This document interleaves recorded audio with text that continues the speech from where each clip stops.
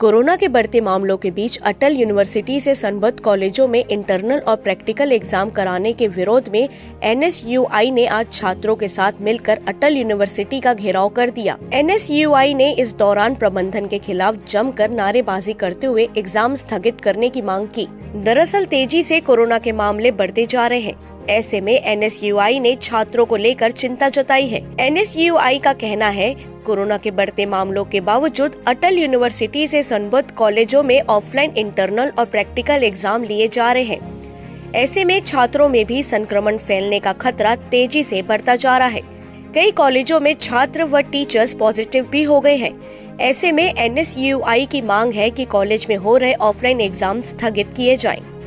इधर NSUI के हंगामे और मांग के बाद यूनिवर्सिटी प्रबंधन ने तत्काल कॉलेजों में संचालित ऑफलाइन इंटरनल और प्रैक्टिकल एग्जाम पर रोक लगाते हुए इसे आगामी आदेश तक स्थगित कर दिया है। प्रबंधन का कहना है, शासन व UGC के निर्देशों के तहत अब आगे एग्जाम संचालित किए जाएंगे।